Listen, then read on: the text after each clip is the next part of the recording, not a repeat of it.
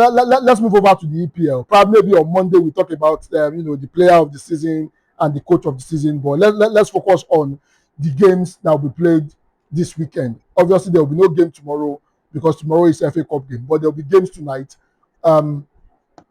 Liverpool is facing off against Aston Villa. Aston Villa, they've not been having it easy of late. They've not been consistent. Yes, they have an Europa League final that they want to play, and that might probably give them an opportunity to play in the Champions League. For Liverpool, the results are neither here nor there. The last game they played, they were struggling. What do you make of tonight's game? And going forward, what do you think Liverpool needs to do to ensure that the disastrous performance they had this season does not repeat itself again next season?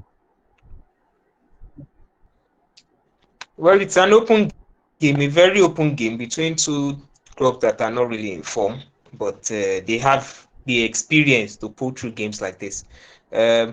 Liverpool, I don't really even know much to say about them, but then it has just been disastrous from winning the Premier League to struggling to qualify for the Champions League. That says a lot about how the season has been. And for Aston Villa has been in the top three for most of the season. I don't know why they are now slipping up late on in the season, or probably maybe the fixture congestion is taking its toll on the squad. But the game is an open one. Whoever wants the Champions League more, will push harder. But I see the game ending as a draw. Yes, and I don't really think there is a winner in this context because both teams will actually be careful not to want to concede. You understand? And also, I just see it as a draw. And for Liverpool going forward, I think they need to look at their transfer strategies. They need to look at how they've done things in the past. How were things done under Klopp that brought about success? What was done under Klopp was they went under the radar, looked for performing players, affordable performing players. You understand? Brought them into the setup and they performed well. The mistake they are making now is you are spending money. You are buying big names. And I don't think the big name idea has worked for Liverpool prior to now. You look at Andy Robertson, he was got for £8 million from Hull City. You understand? Look at Mo Salah was brought in from Roma. Mane was brought in from Southampton. You understand? Yes, I understand the idea that they got Van Dijk, at least a club record signing that time. You understand? Yes, he did well.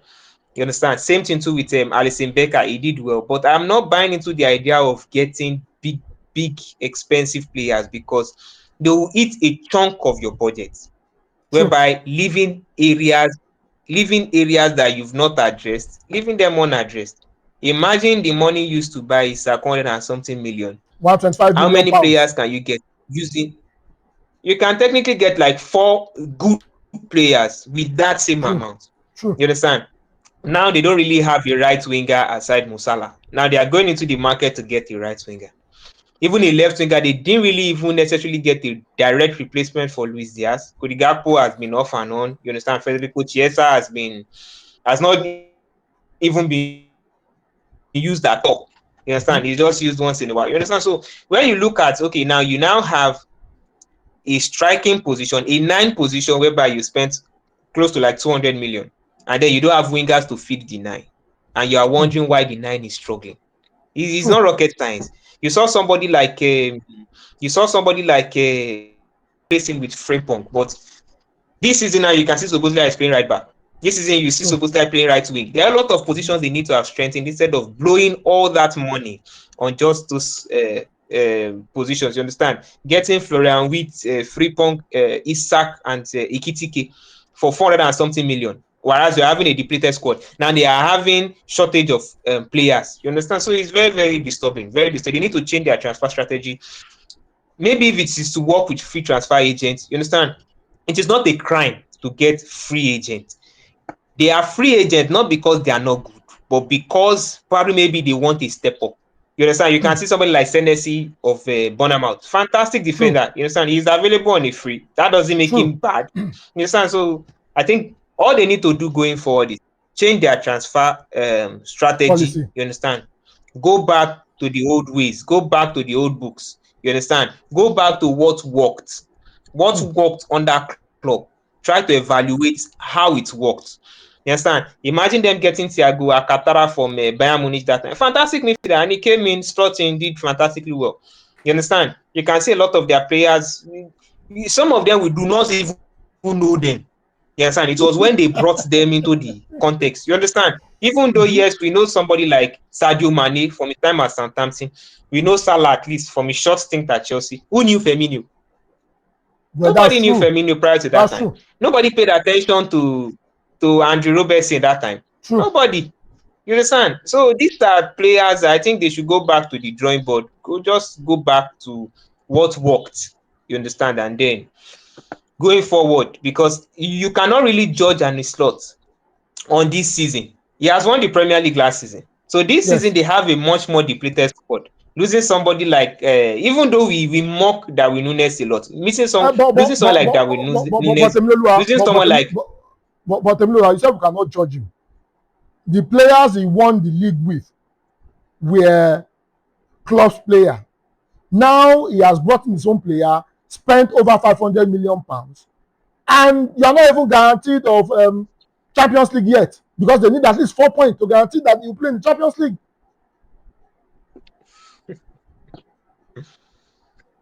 okay. So let me put it in this context.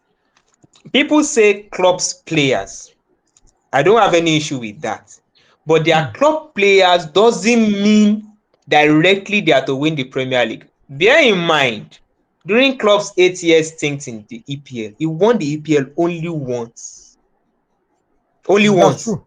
So That's true. it's not as if the squad is a ready-made squad. It's not as if the squad has won the Premier League back to back or something. They won only once. So him coming in and people saying he won the Premier League with club squad, like club squad has been winning Premier League back to no. He did a very good job with the players he had. Now it is the board that failed him. You understand? I can't really blame him. It is the board that failed him. You are selling a Luis Diaz, who is his replacement. You are letting That's true. somebody in the frame of Trent Alexander-Arnold go. You understand? The person you're bringing in, is he almost in the same profile as Trent Alexander-Arnold? No. Arnold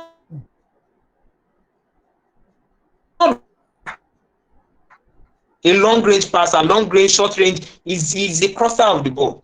And then you brought in Frimpong, who is a totally different, opposite profile kind of player. Frimpong doesn't even like to cross.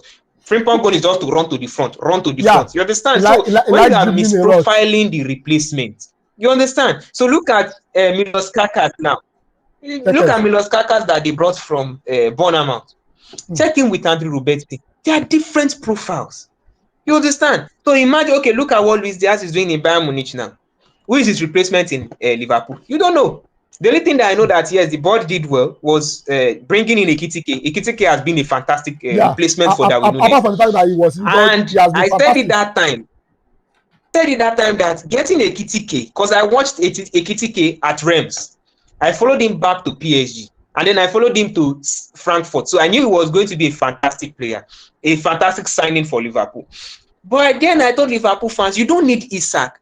Isak is only going to go there to disrupt everything that people are building. But they said, no, I don't know what I'm saying. Isak is the best striker. I say, yes, he's a good striker. See, it's not every good player that you need in your team. Some you need to admire them from afar and tell them they are doing well. You understand? You don't need them in your team. And this is than Isak now. Darwin Nunes even has a better goal per match rating than Isak. And Isak is not even, he's barely fit. He's not even fit. So I think they just need to change their transfer strategy. Now they've given the coach an headache. They have a Kitike who they bought for less, who is performing, and they have an Isak who is underperforming, but who is gotten for more. And since he's gotten for more, he has to play. True. And Ekitike is performing, but gotten for less. He also has a claim to play. So now they've given the coach an headache. Okay, now it's a very good headache, but there are no creative players to give these strikers football.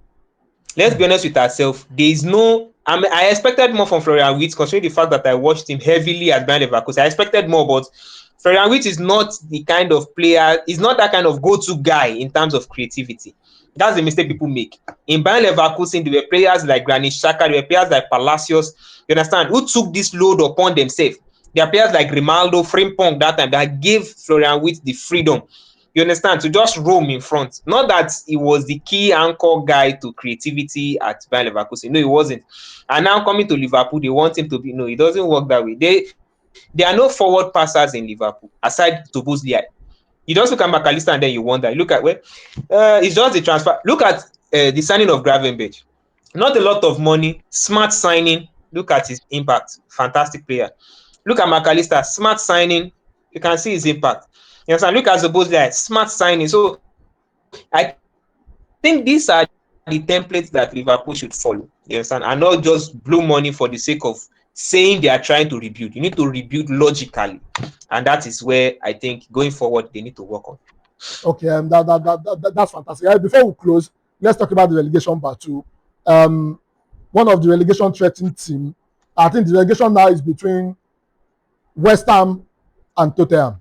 Tottenham is 2 points clear at the moment, and they play Chelsea next on Tuesday. They play Chelsea on Tuesday. We don't know where that will swing, but this weekend we have West Ham play Newcastle.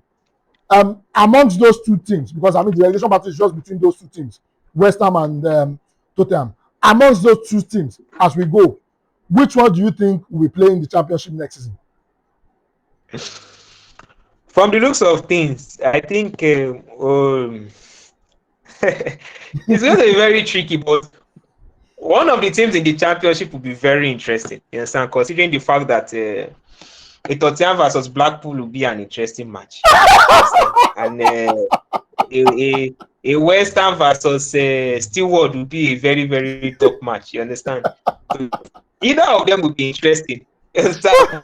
It will not be so heartbreaking for Tottenham that a season after winning the Europa League got relegated, and it's going to hit heavily. If a team like Tottenham is relegated, you have you understand, due to finances and probably maybe one or two top players that might want to hang around. But if a team like West Ham is going down, it's going to be very, very difficult because they are going to lose a lot of their top players. And it might just be the case. Probably that was how Stoke City started. That was how Wigan started. That was how Leicester City started. We will just go and come back. We will go and come back, and then reality dawned on them, and then the whole finance setup and like. But I don't think I have. This is a relegation battle, so it's just for me to enjoy it. You understand? And whoever goes down, I just hope my club can poach one or two players from them. You understand? That's just the whole idea because they are fantastic players in West Ham. You understand? There's Jarrell Bowen, you understand? There's Somerville, you understand? There's Matheus Fernandes, you understand? So there's Geoff, our Senegalese left back, fantastic player. You understand? There are a lot of fantastic players there. You understand? So if West Ham goes down, I'd employ my club to poach at least a bit of them. And if Tottenham goes down, I think I like Pedro Porro a lot. Fantastic right back, wonderful player. You understand? You still have players like Kudus, you have Kulusevski, you have Xavi Simons, so we can poach a lot of them. So it's not like we are vultures waiting for them to go down. You understand? But it's an open game. Chelsea are struggling at the moment, so I don't think Tottenham might be able to beat Chelsea. But this is a rejuvenated Tottenham side. We never can say they might get a win. And West Ham versus Newcastle. Newcastle has been poor this season. They've been terrible this season, below their normal performance. And then you never can say in football you need luck. West Ham almost got something away from Arsenal, so you never can say if they can pull up that kind of match against Arsenal. If they still wear that same energy, I guess they can get the result. Is Newcastle. So it's an open game. If both team wins, then the race will still be dragged longer.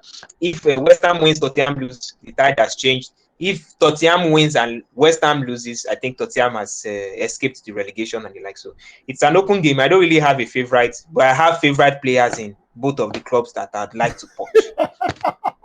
Okay, thank you so much, Tim Lulua. It's been exciting chatting with you for 1 hour. Whenever we are talking, time always keep by. And I'm hoping when we come back on Monday, your team will do so well that Solomon will not be able to laugh at you on Monday because he has promised that he will be here on Monday. So let's hope that you're able to defeat a Man City side. And probably it will be very terrible not to have Chelsea in Europe next season. I'm hoping for the sake of that your team wins and you're able to go to Europe next season. Thank you so much, Tim Lulua, for joining. before he will mock me, let's also hope that Arsenal gets result against Burnley. And So that will be Monday it's evening. We it's would have done a, the show before that game. so all right. Thanks a lot for Yeah, your time. yeah. Thank you Have so a much. great Thank you day. so much. Thank you so much. Thank you.